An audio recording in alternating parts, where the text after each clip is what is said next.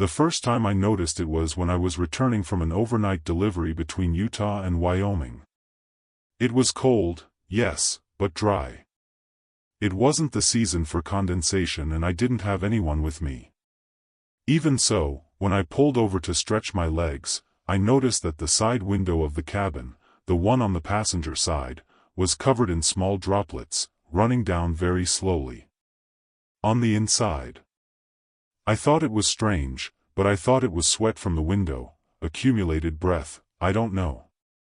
I wiped it off with the sleeve of my jacket and continued on my way. But when I looked again, they were back. It wasn't normal water. It was dense, thicker. As if it were tears mixed with something. It had a light viscosity, almost oily. But what made me stop again was the pattern. The drops always ran from the same height and at the same pace. And even stranger, they seemed to come from a specific point, as if someone were resting their forehead there and crying silently. I started to notice this every time night fell. During the day, the glass would be clean, dry. But as soon as the sun disappeared and the sky darkened, they would return. One night I decided not to clean it. I just watched. I stopped at a nearly empty gas station and spent about 20 minutes inside the cabin, with the engine off, watching the drops slowly form. And then I noticed something that left me speechless. The drops had a lateral dripping pattern. As if they were outlining the shape of a hand. It wasn't a fingerprint, it wasn't an impression. It was the path the liquid was taking, as if someone had spread their fingers across the glass. And the weirdest thing, it seemed to be from the inside out, but no one was there besides me. The next night, I pulled over earlier just to see if it would happen again. And yes, as soon as the sun went down, the drops started to run. And this time I noticed something else. They were accompanied by a sound. A slight creaking sound, as if someone was slowly pressing the glass with the palm of their hand. A muffled but continuous sound, like a restrained breath mixed with the friction of damp skin on the glass. I was paralyzed. I turned on the radio, the headlights, everything at the same time just to break that moment. But the glass kept crying. I even took the truck in for maintenance. I said that there might be a problem with the cabin insulation, a leak, or a thermal problem with the glass. The mechanic laughed and said that it was double-glazed, treated glass, with no chance of internal condensation like that.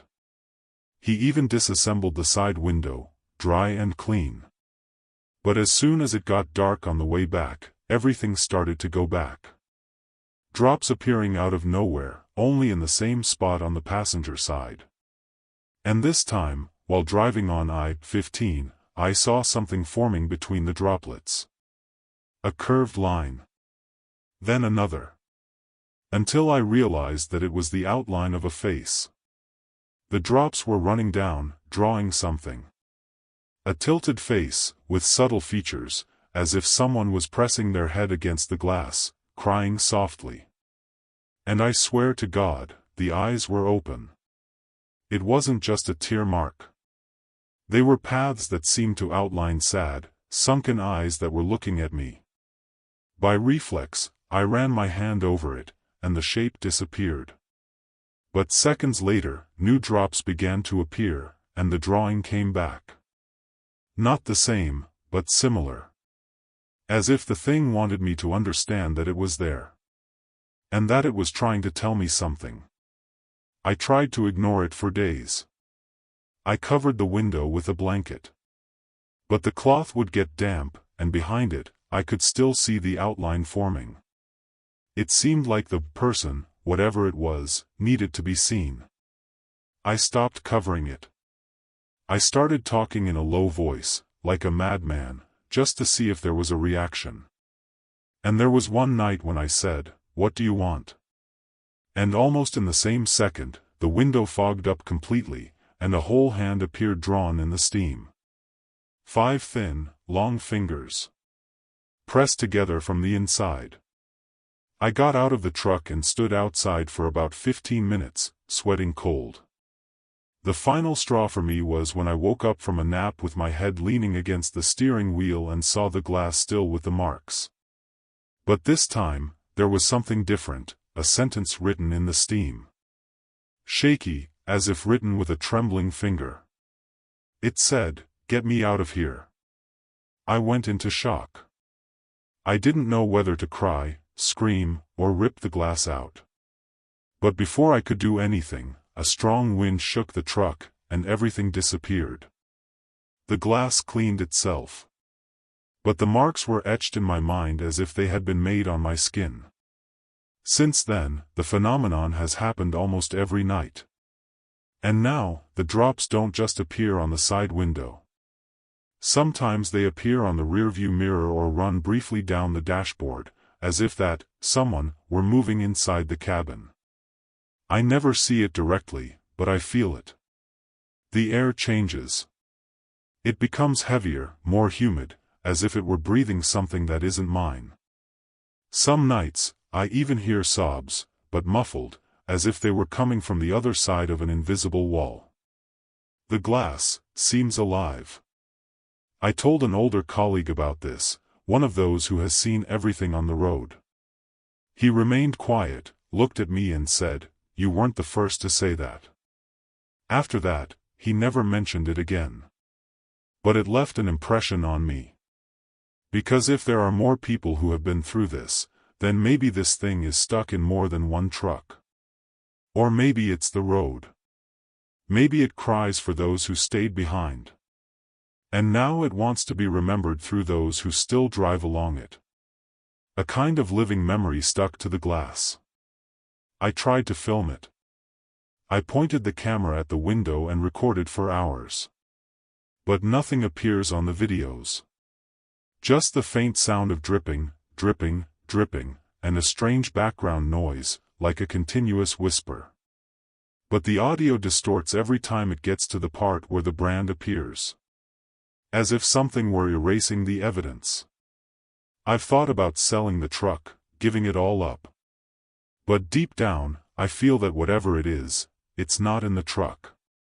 It's with me. And it will continue to be there as long as I'm driving. So, if on one of these trips you notice drops running down the inside of the cabin, and only on the passenger side, don't assume it's condensation. Don't even try to clean it right away. Because it could be someone trying to tell you that it's still there. Today, the drops were shaped like a hand had leaked there. I first saw it between Nevada and Southern California, on a dry stretch, with almost no curves and wide visibility.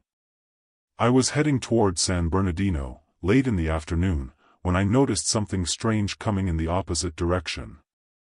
A truck. But not just any truck. The entire body was covered in mirrors. Side, back, top. Everything reflected the road, the sky, even my own truck from afar.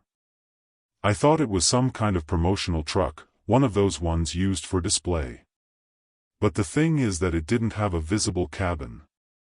Just the mirrors, and the noise of the engine didn't seem to be coming from anywhere. It passed me slowly, almost floating. And even at 90 kilometers per hour, I could clearly see my reflection in the side. But something wasn't right. In the mirror, I wasn't as I was at that moment. In the reflection, my head was hanging down, as if I had fainted. And the cabin was full of water. It was clear. The bubbles, the pressure on the glass, the radio flashing red lights. I drove straight past, trying to ignore it, thinking it was paranoia, a reflection distorted by the light. But when I looked in the rearview mirror, the truck of mirrors was no longer there. It disappeared into nothingness. 2 days later, I saw it again. Another dry stretch, not a soul around. The sun was beating down in a way that made everything almost white. And there it was, coming in the opposite direction. Same structure, same reflective body. But this time, when I looked in its side mirror, I saw something worse, my truck overturned. Me, outside the cabin, with blood on my face, looking at myself with my eyes open. It was as if I had died, staring straight at my own reflection.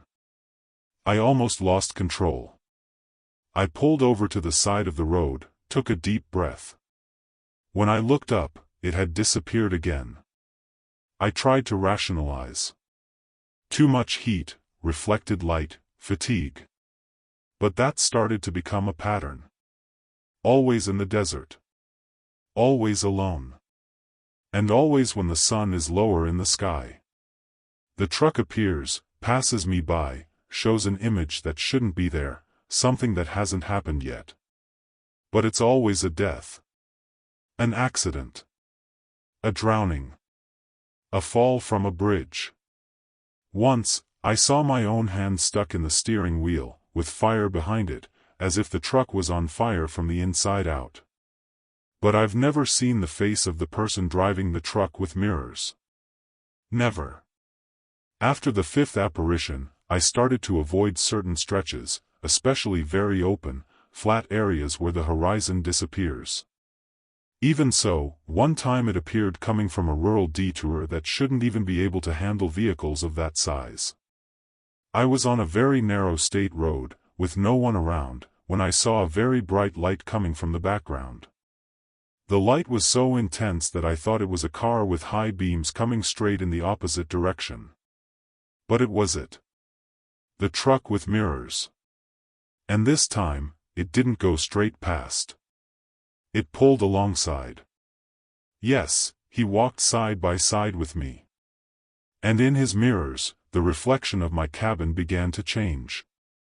I saw the steering wheel shaking. I saw the cracked dashboard. And I saw someone in the passenger seat, but it wasn't someone alive. It was me. Myself, with my eyes open, wet, as if I'd been pulled out of a lake. Water was running from my mouth, and my head lolled to the side. And as I watched, my own cabin grew more humid, as if the air were gaining density. My eyes burned and a strong musty smell took over. I had to close the windows to keep from vomiting. After that night, the apparitions became more random. They no longer happened only at dusk. Sometimes it was early in the morning, when it was foggy, or in the middle of the night, when everything was too dark and too quiet. But always at the moments when I was most vulnerable. And each time, the reflection showed a different scene, a variation of my own death. Once I was lying on a snowy road. Another time, I was trapped under the cab, crushed, with one arm outstretched. But they all had one thing in common, my face. Always my face looking straight at me. I tried to film it, of course. Once I left my phone recording the whole time, facing the passenger side. When I saw the truck approaching, I looked out of the corner of my eye and confirmed that it was him. I saw the reflection, I saw the scene, my cabin slowly sinking into a river, as if I had driven straight into the water. When I went to watch the footage later, there was no truck. No light. No shadows. Just me, driving alone, talking to myself, like a madman. As if all of that had happened only inside the mirror. But I know what I saw. I saw myself die. More than once. After a while, I stopped counting how many times I saw that truck. And I stopped trying to understand it, too. Because every time I tried to rationalize it, it came back in a different form. Quieter, closer. And the reflections started to change again. Now they weren't just images of me dead. Some showed decisions I hadn't made yet.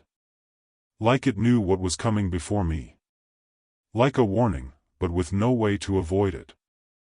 Once, I saw the image of the empty cabin, engine running, door open. And in the passenger seat, a child. Sleeping. And I don't have children. Ever since then, I've been afraid of what I'm going to see. Because it seems like every reflection is a part of my future that's still being decided. And worse, no ending is good. None of them show an arrival, a delivery made, a return home. It's as if the truck of mirrors only shows the paths where everything goes wrong. And now, sometimes, when I stop at a deserted rest stop or an empty rest stop, I see reflections even without a mirror. In the glass of the diesel pump. In the chrome bumper of another truck. As if it had left pieces of it somewhere. An old truck driver told me, without knowing what I had seen, that certain mirrors are not for reflection, but for remembering what has been forgotten. I didn't understand at the time, but now I wonder if what the truck shows isn't just the future. Maybe it's the endings I avoided. The paths I didn't take. Or worse, maybe it doesn't show what will happen. Maybe it shows what always happens. And we just don't remember. Until we see it. So if you ever come across a truck covered in mirrors in the middle of nowhere, don't look. Don't try to see what it reflects. Because if you do look, you might end up seeing something you'll never forget. I found myself dead in the passenger seat. With the cabin full of water. And the road submerged. It was early one morning between Oregon and Idaho, on a stretch of highway that cuts through a shallow, almost flat forest area. It was all dark, and the radio had been off for a long time. Out of nowhere, I started hearing music coming from outside. At first I thought it was someone's radio parked on the shoulder of the road, but there was no one there. And the music didn't sound like the radio. It was low, clear, as if it were playing right next to the window. An old-fashioned sound, like a waltz, with string instruments and a very soft piano. Pretty, even. But in the middle of nowhere, nothing should be playing. I slowed down, pulled over to the corner to try to understand where it was coming from. And that's when I saw it. On the asphalt ahead, where the headlights were shining, spots of light began to appear. Not reflections. They were like translucent silhouettes dancing. Figures, slowly turning, gliding on the ground as if they were really on a dance floor. There was a pattern, a choreography. A synchrony that could not be random. They were pairs. Vaguely human shapes, of pale light, like compact smoke in motion. And they all seemed to dance an invisible waltz. I stood still inside the cabin, my breath caught. It wasn't the kind of thing you just see and ignore. The melody echoed outside, but it seemed to be inside my head too. And the more I watched, the closer the figures got to the front of the truck. They weren't running, they weren't floating. They just danced. Silently, their feet not really touching the ground, but leaving a faint trail of light as they passed. And then, with a larger movement, one of the figures veered away from the formation. This one in particular came more slowly, facing me. The others continued the rhythm of the dance, but he stopped. He stood about 5 meters from the bumper, motionless, half leaning over. And at that moment, the music changed. The melody became a little more sad. As if it had lost a note. And then this figure raised what seemed to be its head. And I heard, from outside, in all letters, my name. Whispered. As if someone close to me was calling me. And at that moment, I knew that this was no ordinary dance. And it wasn't for me to watch. It was for me to call. I froze. Literally. I couldn't start the engine or pull the brake. My hand remained still on the gear stick, while that figure remained motionless, staring at me. He had no face, but I could feel his eyes. I could feel that he knew me. The music continued at a constant volume, with no speakers in sight. And even with the windows closed, the sound seemed to fill the entire space inside the cabin. The dance in the background continued. Couples spinning, imaginary arms crossing, all with the precision of someone who had rehearsed this for centuries. I tried to reverse. The truck responded, but the figure in front took a step. just one. And that single movement was enough to stop me again. Because it was coming as if it knew I would try to run away. As if it was waiting for my fear. The melody sped up slightly. Not much, just enough to make it seem like time was passing faster. And in this new rhythm, the figures in the background dispersed. Some went to the side of the road. Others began to come closer, surrounding me slowly. The cabin seemed smaller. The glass began to fog up, even though the weather had not changed. And when I tried to wipe it off with my sleeve, I saw a mark appear on the outside, an open hand, pressed against the windshield. Then another. And another. It was as if they were trying to get in. But without hitting, without breaking. Just existing. Just surrounding. Just approaching as if they had all the time in the world. And that figure that called my name, took 2 more steps. Until it was next to the driver's door. When I looked in the rearview mirror, there were 2 more behind. At that moment, I screamed. I don't know why, or what exactly I screamed. It was instinct. Pure desperation. I started the engine on impulse and took off without even looking to see if there was anything in front of me. I drove straight past, with my headlights cutting through the silhouettes. And the moment I did that, the music stopped. Everything disappeared. The figures disappeared. The sound disappeared. And the asphalt went back to normal as if nothing had happened. But the passenger seat was damp. As if someone had sat there. I thought it was over. I continued my journey without stopping, without looking in the mirror. Only at dawn, close to Twin Falls, did I stop at a gas station and get out. I went straight to the passenger window. And there, lightly marked in the dust on the window, I could see something written with a trembling finger. 2 words, "Dance with me." It made me feel sick at the time. Because until then, I thought it had been a vision. Something in my head. But this was proof that someone, or something, had really been there. Inside my cabin, next to me. Since that early morning, I haven't been able to listen to old waltzes without feeling a weight on my chest. I've heard that same song twice before, both times in deserted places, far from any city, always late at night. But now I run away. I always speed up, never stop. But even as I run away, I feel that part of me is still there. That they've managed to mark me somehow. And with each appearance, the figure that called my name comes closer to the door. The last time, he stretched out his arm. And almost touched it. I don't know what happens to those who accept. Maybe you'll dance until the end. Maybe I'll never come back. All I know is that that melody wasn't just music. It was a call.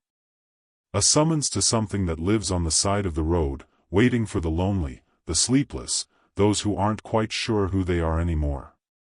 As if they could recognize a tired soul just by the sound of the engine. And when they hear it, they dance. And they invite you to dance too. So, if one day, in the middle of the road, you hear a soft waltz coming out of nowhere, don't pull over. Don't try to understand it. And most importantly, don't look directly at the figures. Because one of them might know your name. It was beautiful, until I realized that the figures were surrounding me. And one of them was calling my name. I first noticed it on a cloudy morning in Colorado. I was heading east, nothing out of the ordinary, overcast skies, and rain was forecast. But then, after 2 hours on the road, I noticed something strange. The clouds were moving, except for one. A dark, dense formation seemed to be standing right above the truck. At first, I thought it was just my imagination, maybe the wind, or the curve of the road. But as the day went on, I changed direction several times, and that cloud was still there. Stop. Right above my truck. On the second day, things became more obvious. The rest of the sky cleared up, clearing up in several places. But that dark cloud remained, just above me. Like a shadow stuck to the roof of the truck. Once I stopped at a rest stop and went to the end of the parking lot just to watch. The other trucks were in the sun. Mine was in the shade. It was as if the cloud had chosen me, covered me. And the strangest thing? I never heard any real thunder coming from it. Just a low, repetitive sound, like static, until one day it seemed like it said my name. On the third night, I started hearing the thunder more clearly. But it wasn't normal thunder. It was short, sharp, like electronic crackles. And in between, I heard my name. Not like someone shouting, but like the sound of the thunder was molded into the shape of the word. Lucas. Low, muffled, but unmistakable. I thought it was interference on the radio, some weird frequency. I turned everything off. And still, the thunder continued. Always accompanied by that fixed shadow in the sky. Wherever I went, the storm followed. I tried to drive all night to see if I could leave it behind. I took back roads, deviated from main routes, and even entered a city. The cloud got smaller, but it never disappeared. It was always right on top of the car. And now the thunder was coming more frequently.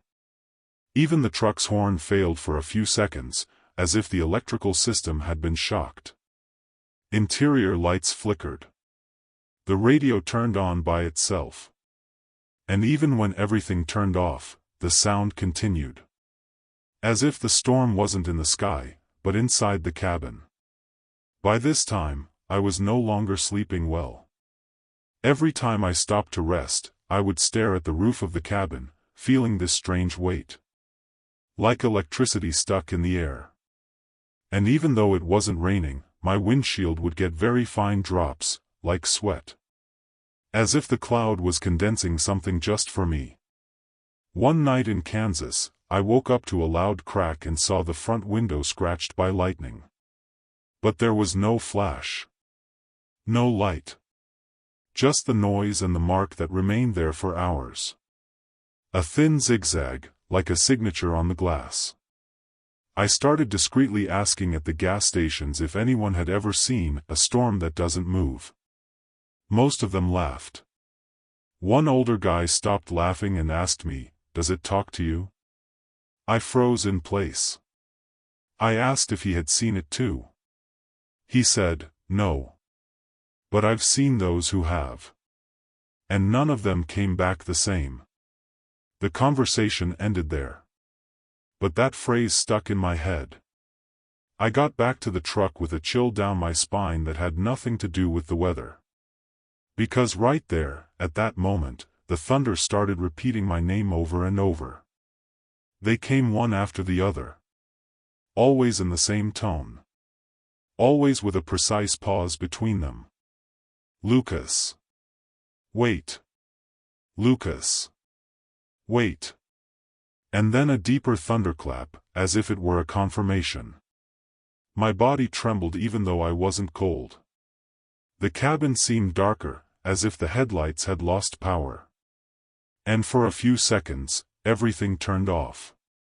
Engine, radio, dashboard, headlights. Everything. Just darkness, and that repeated sound. When it came back, the GPS showed that I was off the road. But I had never left the asphalt. As if the road had disappeared for a moment. After that, the cloud got closer. Sometimes, when I look in the side mirror, it seems like it's just a few feet above me. Too low to be normal. And one time, when I was leaving the cockpit, I heard a loud buzzing sound coming from the sky. I looked up, and I saw something. Not lightning. Not a plane. Something in the middle of the cloud. Something shaped, but not exactly. Like it was still taking shape. And for a second, I swear I saw an eye open inside. A white eye. And then, everything went back to normal. But I know I saw it. Today, it's still with me. The cloud. I've accepted it. No matter where I go, how many states I cross, or how long I'm off the road, when I get back in the truck, it's back too. I've even changed trucks. Nothing changes. I tried to stop driving for weeks, but as soon as I turned on the engine again, the first drop would run down the windshield. The same smell of ozone in the air. And the deep, rhythmic sound coming from above. Always as if someone were calling me. As if it had chosen me. Doctors say it could be fatigue. Sensory psychosis induced by extreme routine. But none of them explained why other people also heard my name. I once had a colleague who commented, without knowing the story, "I think someone called you from far away last night. I heard it next to my truck. And I was next to him. Under the cloud. The only one in the sky." There was a morning when a child at a gas station looked up and said to his mother, "Look, Mommy, that cloud is following the guy." I couldn't even finish my snack. I don't know if the storm wants to scare me anymore, or if it's protecting me from something worse.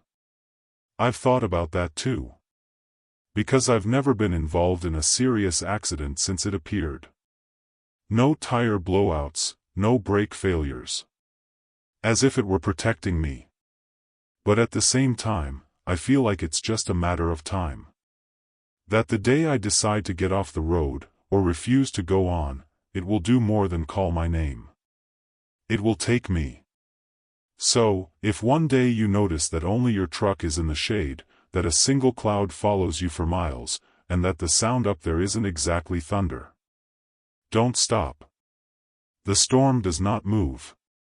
It follows me. And the thunder repeats my name.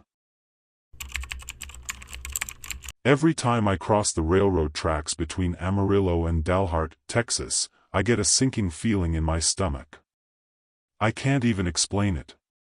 It's not a common fear, it's a feeling of uneasiness that starts before the road even reaches the trail. The first time I saw it was one summer morning, with a clear sky and no traffic around. I crossed the tracks slowly, because the asphalt there is kind of potholed. And right on the right side, near an old fence, I saw something standing up. A figure made of wires. Not rusty, but twisted, thin and long, as if they had been bent by hand. At first, I thought it was some kind of farmer's sculpture, a different kind of scarecrow. But it moved. It took 2 steps, its legs as thin as dry twigs, and turned its head toward me. But it didn't have a face. It was just a tangle of wires, with a denser center, like a rolled-up skull. I drove straight past, accelerating, thinking it was all in my head. But when I looked in the rearview mirror, it was stopped in the middle of the road, watching my truck disappear. And the worst part, it appeared again. Always there. Always in that stretch. The first few times, he would just stay there, next to the fence. Either still or moving slowly. But over time, he began to get closer to the road. One step at a time. Closer and closer to the white line. Until one morning, when he crossed the tracks, he was on the shoulder. And walking. The same slow, almost heavy walk, with his arms hanging like loose threads in the wind. There was no sound, there was no wind, and the light from the headlights passed over him as if he were half hollow. Even so, his shadow was projected strongly on the asphalt. Last week, I saw him closer than ever. He was in the middle of the road, standing right on the tracks. As if he was waiting for me. I thought about swerving, but he simply disappeared before the impact. Gone like smoke, or as if he had never been there. But when I passed the exact spot where he was, the radio turned off by itself, the engine lost power for a second, and the compass on the dashboard, which I don't usually look at, spun by itself for almost 10 seconds, without stopping. As if North had disappeared. As if he had gone up, with me. Since then, there's been something different in the cabin. You know when you feel like you're not alone anymore, even though you can't see anyone? Every time I pass through that stretch now, the air changes. It gets dry, as if the wind from outside no longer gets in. And the rearview mirror gets foggy. Not sweaty, not dirty. Foggy, as if something is breathing back there. And worse, even though the road is straight, the compass keeps spinning every time I cross the track. Sometimes slowly, sometimes like crazy, until it gets stuck for a few seconds, pointing at nothing. That night was different. That night he went up. It was raining lightly, a thin mist covering the stretch, and when I passed the tracks, the sound of tires on the asphalt disappeared. Everything went completely silent. No wind, no engine, no vibration. That's when I heard a metallic creak coming from the body of the truck. I stopped immediately, on the shoulder. And when I looked in the side mirror, I saw the wire man standing on the end of the truck. With his hand, if you can call it a hand, resting on the rear bumper. As if he had pulled himself up. I tried to get out of there, but the key kept turning. The engine wouldn't start. The radio crackled softly, repeating a rhythmic hiss, almost like Morse code. The compass was spinning again. And the temperature in the cabin suddenly dropped, as if someone had opened a door to the outside, but all the doors were locked. When I managed to start the engine again, the cabin light blinked once, and in the reflection of the windshield, I saw his silhouette, inside. Behind the passenger seat. I didn't look back. I just turned it on and accelerated. The gears shifted with a jerk, as if the truck had become heavier. I only stopped at a gas station a few kilometers later, with my heart in my throat. I ran out of the passenger seat and went straight to look at the back of the truck. And there, right in the center of the bodywork, was a mark made of thin wire. A braided spiral, held together so tightly that it looked like it had grown from the metal itself.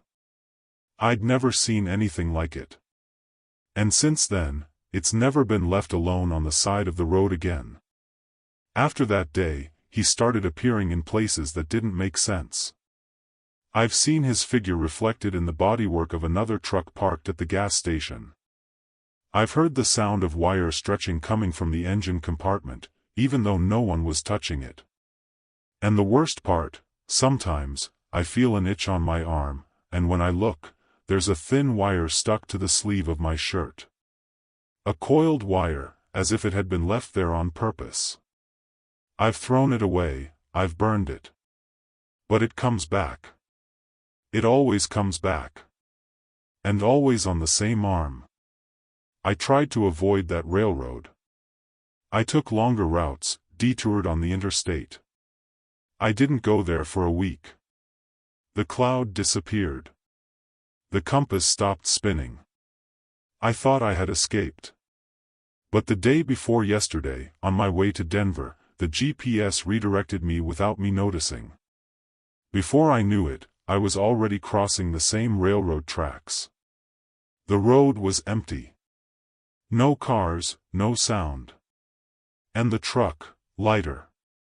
As if it had been waiting up ahead. And soon after, the radio turned on by itself and kept repeating, click click click, like wire bending. Now, every time I get in the truck, I look twice before closing the door. Because I've felt the passenger seat sink, as if someone had sat there. The upholstery moves. The rearview mirror darkens. And the compass spins. Even with the truck stopped. No one else sees it. Only me. But sometimes, in certain stretches, other drivers look away. As if they know something is following me. As if they don't want to see it either. So if you cross that stretch of railroad track and notice a figure standing at the edge of the fence, don't stare. Don't stop. and never leave the road. Today, the wire man climbed onto the truck. And the compass turned by itself.